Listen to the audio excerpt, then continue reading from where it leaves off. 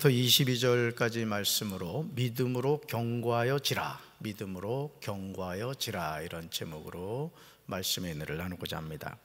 로마서 4장에서 바울은 아브라함의 믿음과 그로 말미암은 언약에 관하여 증언하고 있습니다. 창세기 12장에서 아브라함이 하나님의 부르심을 받은 후에 그의 삶을 추적해 보면요, 그는 많은 시행착오를 하는 것을 보게 됩니다.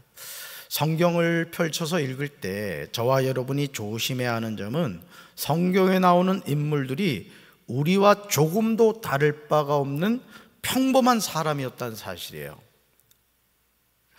성경에 등장하는 인물을 영웅시하면 우리는 그 사람을 세우신 하나님을 놓치게 됩니다. 다시 말해서 성경에 기록된 많은 사람들은 우리와 똑같은 사람이었다는 것이죠.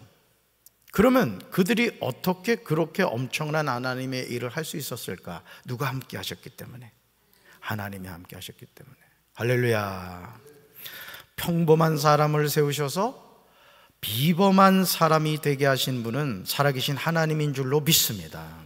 그러니까 여러분이 하나님께 쓰임받는 인생이 된다는 것은 뭐냐? 하나님의 손에 붙잡힘 받는 거예요. 하나님이 주시는 능력을 받는 거예요.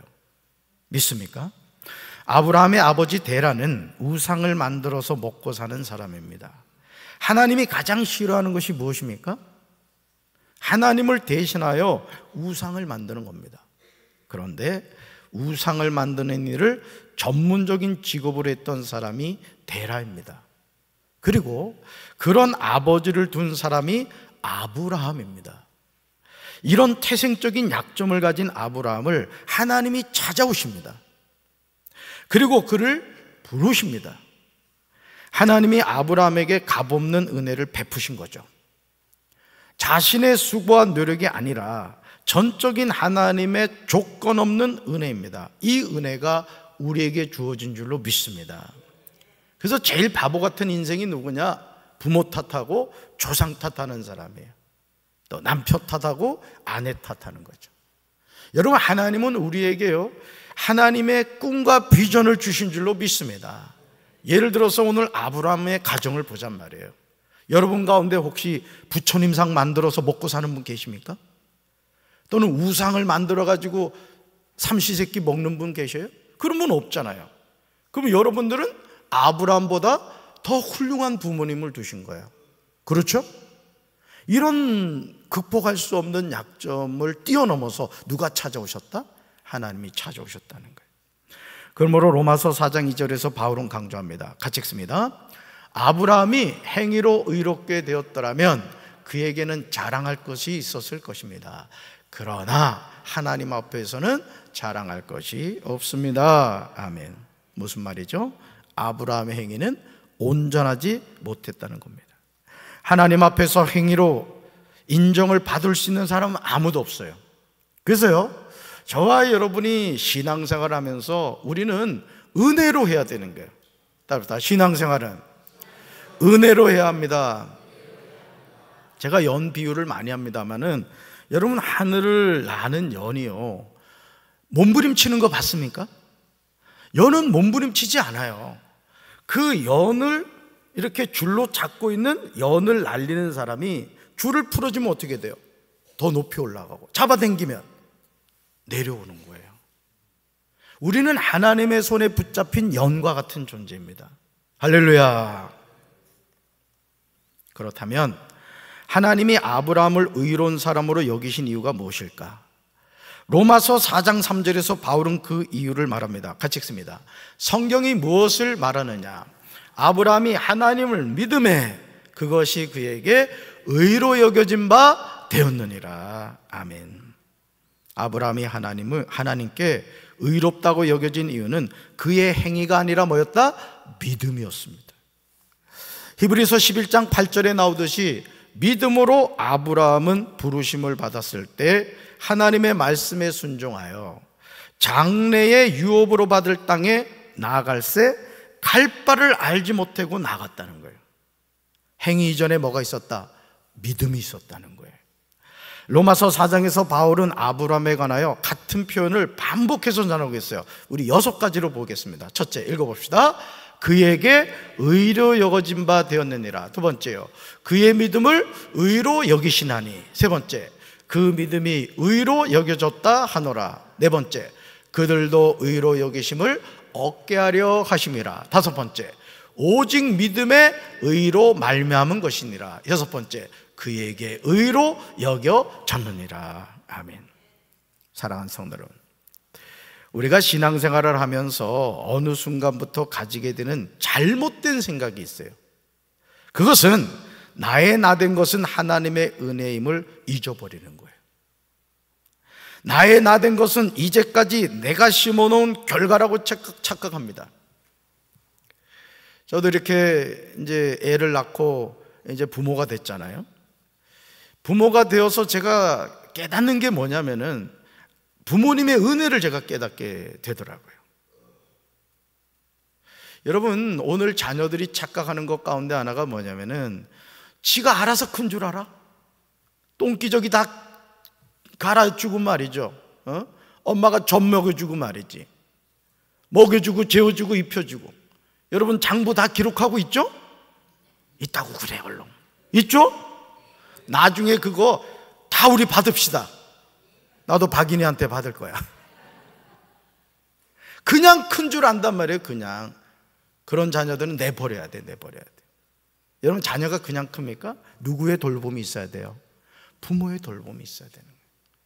저와 여러분도 마찬가지예요. 하나님이 먹여주시고 입혀주시고 재워주시는 줄로 믿습니다. 우리가 그 하나님의 은혜를 늘 기억하며 살아야 돼요. 여러분에게 나의 나된 것은 이제까지 내가 심어놓은 결과라고 말씀을 드리면 대부분은 손세례를 치면서 목사님 저는 아니에요 이렇게 대답할 겁니다. 그러나 과연 그럴까요? 바울은 이런 문제에 관하여 우리가 더는 재론하지 못하도록 하려고요, 로마서 4장 10절에서 아브라함이 의롭다함을 받은 것은 할례를 받은 후가 아니라 할례를 받기 전이라고 합니다. 여러분, 유대인에게 있어서 이 할례라는 것은 하나님의 자녀된 증표입니다. 너무너무 중요한 거예요. 그런데 아브라함이 의롭다고 인정을 받은 것은 언제라고요? 할례를 받기 전이라는 거예요. 그러니까 우리 하나님은 철저하신 겁니다. 만약에 할례를 받은 이후에 의롭다고 함을 여겼다면 어떻게 되겠어요? 아, 할례를 받아서 의롭다고 됐구나 이렇게 착각할까 봐 하나님이 그거를 원천봉쇄하신 거죠. 하나님이 아브라함에게서 보신 것은 그의 믿음이었습니다. 만약 아브라함의 행위를 보았다면 아브라함은 온전한 사람이 아니었기에 실격하고 말았을 겁니다. 여러분, 우리가 신앙생활을 나름대로 잘 하려고 애를 쓰잖아요. 오늘 주일 저녁 예배를 나올 정도라면은 여러분들이 보통뿐이 아니라고. 여러분 옆에 있는 분 얼굴 봐. 보통이 아니야 벌써. 그치? 대가 세 보이지? 아, 그렇진 않아요? 여러분이 하나님을 향한 믿음의 고백이 없다면 어떻게 이 주일 저녁 시간에 하나님 앞에 나와 예배를 드릴 수가 있겠습니까? 여러분, 아브라함이 온전한 사람이 아니었기에 오히려 우리에게는 뭐예요? 소망이 있는 거예요. 이 말씀이 소망이 되는 내용이기도 하지만요, 두려운 내용이기도 합니다. 왜냐하면 율법의 행위는 자신의 노력으로 가능하지만 믿음은 하나님이 주시는 것이기 때문이요. 데살로니가후서 3장 2절에서 바울은 이렇게 전하고 있어요. 같이 읽습니다. 사람마다 믿음을 가지고 있는 것은 아니라 했어요. 사람마다 뭘 가지고 있는 게 아니라고요? 믿음을 가지고 있는 게 아니에요. 그러니까 오늘 우리가 하나님께 예배를 드리면서도 여기 예배를 드리고 있는 우리 성도들 가운데 하나님이 인정하는 믿음을 가진 성도가 있는가 하면 아직도 그 믿음을 가지지 못한 성도가 있을 수 있다는 거예요. 그러므로 우리는 하나님께 믿음을 구해야 할 줄로 믿습니다. 큰 믿음을 달라고 간구해야 될 줄로 믿습니다. 하나님이 주신 언약은 율법으로 말미암은 것이 아닙니다. 오직 믿음의 의로 말미암은 것이에요. 율법의 행위로 의롭다고 여김을 받을 사람이 있다 없다? 없습니다.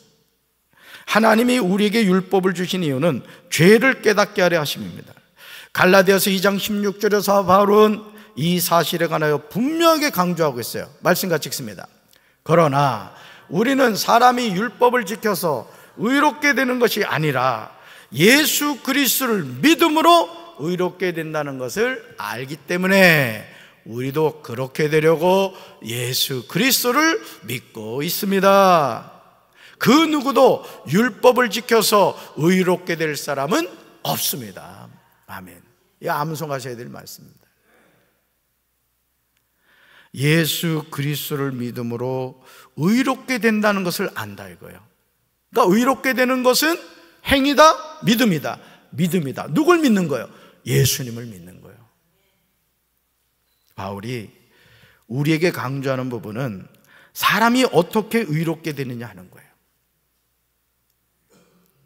바울의 결론은 따라합시다. 율법을 지켜서가 아니라 예수 그리스도를 믿음으로 의롭게 됩니다. 아멘. 그러기에 우리도 그렇게 되려고 예수 그리스도를 믿고 있음을 고백합니다. 이 세상에서 율법을 지켜서 의롭게 될 사람은 아무도 없어요. 그래서 신앙생활은 노력하는 게 아니에요. 은혜 가운데 살아가는 거예요. 하나님이 부어주시는 은혜를 통해서 우리가 살아가는 거예요. 할렐루야. 그러므로 로마서 4장 18절에서 바울은 아브라함이 바랄 수 없는 중에 바라고 믿었다고 증언하고 있습니다. 그렇다면 아브라함은 무엇을 바랄 수 없는 중에 바라고 믿은 것일까요? 바울은 창세기 15장 5절 말씀을 근거로 해서 제시하고 있어요. 같이 읽습니다. 그를 이끌고 밖으로 나가 이르시되 하늘을 우러러 무뼈를 셀 수 있나 보라. 또 그에게 이르시되 내 자손이 이와 같으리라. 아멘. 하나님은 아브라함을 이끌고 밖으로 나가셨어요. 그리고 아브라함에게 하늘을 우러러 무뼈를 셀 수 있나 보라고 친히 말씀하십니다. 이 세상에서 하늘에 있는 별을 셀 수 있는 사람이 누가 있겠어요? 이건 불가능한 일이에요. 그러시면서 하나님이 아브라함에게 약속하신 사실이 뭐예요? 내 자손이 이와 같으리라. 지금 어떤 상황인데요? 아기가 없는 상황이라고요. 임신도 되지 않은 상황이라고요. 그런 상태에서 하나님이 이 말씀을 하신 거예요. 하나님이 아브라함에게 이 말씀을 하신 시점이 너무 충격적입니다. 아브라함이 하나님의 이 말씀을 아멘으로 받아들이기 쉽지 않은 때였어요. 로마서 4장 19절에 그 이유가 나와요. 같이 읽습니다. 그의 나이가 100세에 가까워서 이미 죽은 사람이나 다름없이 되었고 또 그의 아내 사라의 몸에서도 이제는 아기를 바랄 수 없다는 것을 알았지만 그는 믿음을 가지고 희망을 잃지 않았습니다. 아멘. 사랑하는 성도 여러분, 아브라함이 바랄 수 없는 중에 바로 믿은 사실이 무엇입니까? 아브라함이 정확하게 잘 알고 있었던 사실이 무엇입니까? 로마서 4장 19절에서 바울은 아브라함이 극복했던 장애물을 구체적으로 제시해요. 먼저 아브라함의 나이가 100세에 가까워서 이미 죽은 사람이나 다름없이 되었다는 사실입니다. 다음으로 아브라함의 아내 사라의 몸에서도 이제는 아기를 바랄 수 없다는 것을 알았습니다. 그럼에도 아브라함은 믿음을 가지고 희망을 잃지 않았어요. 아브라함이 극복한 장애물은 쉬운 내용이 절대 아닙니다. 오늘도 마찬가지입니다. 오늘도 우리가 하나님을 믿음에 있어서 왜 이 믿음이 중요하냐면, 여러분 우리가 신앙생활 하면서요, 이 믿음이 없잖아요. 그러면 신앙생활 자체가 종교생활이 되고 마는 거예요. 그러나 믿음을 가진 사람들은 새로운 역사를 써가는 거예요. 도전하는 것이고 하나님의 은혜를 구하는 거예요. 할렐루야. 창세기 17장 5절에서 하나님은 아브라함의 이름을 뭐로 바꿔주셨다 그랬죠? 아브라함이라 하시고요, 이어지는 15절에서 아브라함의 아내 사레를 사라라 하시며 이름을 바꿔주십니다. 아브라함의 이름의 뜻이 뭐라 그랬어요? 존경받는 아버지라 뜻이라 했죠. 아브라함은요, 열국의 아버지란 뜻입니다. 아내 사레는 나의 왕녀라는 뜻이에요. 사라는 왕녀, 열국의 어머니라는 뜻입니다. 하나님이 아브라함의 이름을 열국의 아버지라는 뜻의 아브라함이라고 바꿔주신 때에 그의 나이가 몇 세인지 아십니까? 99세였습니다. 하나님은 이렇게 약속하시죠. 같이 읽습니다. 내가 너로 심히 번성하게 하리니 내가 내게서 민족들이 나게 하며 왕들이 내게로부터 나오리라. 아멘. 아브라함은 하나님의 이 말씀을 들은 후에 이렇게 말하죠. 같이 읽습니다. 엎드려 웃으며 마음속으로 100세 된 사람이 어찌 자식을 낳을까? 사라는 90세니 어찌 출산하리요. 아멘. 틀린 말이에요? 맞는 말이에요? 맞는 말이죠. 너무나 옳은 말이에요. 그러나 하나님의 약속을 볼 때 이 말은 아주 불신앙적인 말인 거예요. 그래서 하나님의 자녀의 입에는 항상 믿음의 말이 있어야 돼요. 따라합시다. 할 수 있다, 하면 된다, 해보자. 아멘이십니까? 여러분의 삶에도 마찬가지입니다. 내 인생은 되는 게 없네 하면 되는 게 없는 거예요. 그러나 하나님이 나와 함께 하시고 우리 가정을 하나님이 축복하시고 우리 교회는 부흥한다는 믿음을 가지면 하나님이 그렇게 역사하실 줄로 믿습니다. 왜? 하나님은 시퍼렇게 살아계시기 때문에 그래요. 그래서 여러분이 되는 인생이 되려면 여러분의 말을 바꾸시란 말이에요. 죽겠네 죽겠네 하지 말고 살겠네 살겠네 하란 말이에요. 따라합시다. 살겠네 살겠네. 또 어떤 사람은 또 이렇게 얘기하는 사람이 있어. 좋아 죽겠네. 도대체 어떡하자는 얘기야. 좋은 건 뭐고 죽겠네는 또 뭐냐고. 좋으면 좋은 거지. 자, 그런 다음 아브라함은요 하나님께 이스마엘이나 하나님 앞에 살기를 원한다고 고백하죠. 이 인본주의적인 생각이죠. 아브라함은 약속의 자녀가 아니라 육신의 자녀인 이스마엘을 선택하려고 합니다. 여러분 신앙생활하면서요 하나님은 우리에게 최선을 주기를 원하세요. 아멘. 차선 선택하지 마세요. 차선을 선택하지 말라고요. 하나님이 여러분에게 주시고자 하는 것을 선택하시기 바랍니다. 그러기 위해서 뭐가 필요할까요? 기다림이 필요하고 인내가 필요해요. 누가 기다릴 줄 알고 누가 인내할 줄 알까요? 믿음을 가지고 기도하는 사람이 그렇게 되는 거예요. 할렐루야. 아브라함에게 하나님은 창세기 17장 19절에서 분명하게 약속하십니다. 하나님의 약속은 거짓이 없음을 우리는 알아야 돼요. 말씀 같이 읽습니다. 하나님이 이르시되 아니라 내 아내 사라가 내게 아들을 낳으리니 너는 그 이름을 이삭이라 하라. 내가 그와 내 언약을 세우리니 그의 후손에게 영원한 언약이 되리라. 아멘. 여러분 세례 요한도 그랬고요, 예수님도 그랬고요, 오늘 이삭 같은 경우도 잉태하기 전에 이름부터 주십니다. 그만큼 하나님은 자신이 있다는 거예요. 여러분 하나님이 어떤 하나님이라고 그랬어요? 오늘 낮에 전능한 하나님, 올마이티 가시란 말이에요. 무엇이나 하시는 하나님. 그 하나님이 누구 하나님? 나의 하나님이라고. 할렐루야. 그러니까 오늘 우리가 그런 믿음으로 살아야 될 줄로 믿습니다. 사랑하는 성도 여러분, 아브라함에게 99세에 나타나신 하나님은 전능하신 분이에요. 육신의 생각으로는 100세 된 아브라함이 자식을 낳을 수 없습니다. 90세가 된 사라가 자식을 낳을 수 없어요. 그러나 하나님은 능히 하시는 분인 줄로 믿습니다. 그렇다면 하나님의 말씀에 불신하는 아브라함이 어떻게 사라의 태가 죽은 것 같음을 알고도 믿음이 약해지지 아니하였습니까? 믿음이 없어 하나님의 약속을 의심하지 않고 믿음으로 견고하여져서 하나님께 영광을 돌리며 약속하신 그것을 능히 이루실 줄 확신하였습니까? 도대체 하나님은 아브라함의 무엇을 보고 아브라함의 믿음이 약해지지 아니하였다고 말씀하시는 걸까요? 창세기 17장 23절과 24절에 아브라함이 말씀을 믿고 순종한 장면이 나와요. 말씀 같이 읽습니다. 이에 아브라함이 하나님이 자기에게 말씀하신 대로 이날에 그 아들 이스마엘과 집에서 태어난 모든 자와 돈으로 산 모든 자 곧 아브라함의 집 사람 중 모든 사람을 데려다가 그 포피를 베었으니 아브라함이 그의 포피를 벤 때는 99세였고 아멘. 여러분 이삭이 몇 세에 태어나죠? 아브라함 100세입니다. 자, 그런데 지금 할례를 행한 때가 아브라함의 나이가 몇 세였다고요? 99세였다는 거예요. 말씀에 순종했어요? 순종했어요? 순종했다는 거예요. 아멘이십니까? 하나님은 아브라함에게 창세기 17장 9절부터 14절에서 너희 중 남자는 다 할례를 받으라고 하십니다.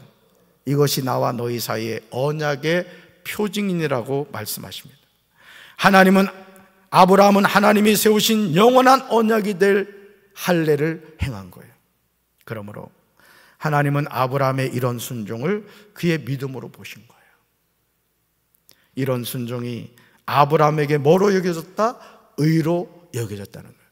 그러니까 여러분, 하나님이 말씀하시면 믿어지지 않아도 순종해야 될 줄로 믿습니다. 왜? 누구 약속이니까? 하나님의 약속이니까. 그러니까 여러분, 이 11조 생활, 예배 생활, 모든 것이 믿음이 없으면 안 되는 거예요. 나는 우리 성도 여러분들이 온전한 11조 생활 하시기 바라요. 어째 아멘 이렇게 할게? 온전한 11조 생활 하시기 바랍니다. 하나님께 인생을 걸어보란 말이에요. 우리 청년들도 마찬가지요. 하나님께 인생을 거는 삶을 살아야 되는 거예요. 그럼 누가 책임질까요? 하나님이 책임지는 거예요. 하나님이 어떤 하나님? 전능하신 하나님이라. 누구 하나님? 나의 하나님. 이제 우리는 아브라함이 바랄 수 없는 중에 바라고 믿었다는 이 말씀을 명심해야 될 줄로 믿습니다. 참된 믿음은 다른 것이 아니에요. 하나님이 말씀하신 대로 이루어짐을 의심하지 않고 믿는 거예요. 약속하신 것을 같이 읽어봅시다. 약속하신 것을 능히 이루시는 분이 전능하신 하나님입니다. 한 번 더요. 약속하신 것을 능히 이루시는 분이 전능하신 하나님입니다. 이 하나님 누구 하나님? 나의 하나님. 믿습니까?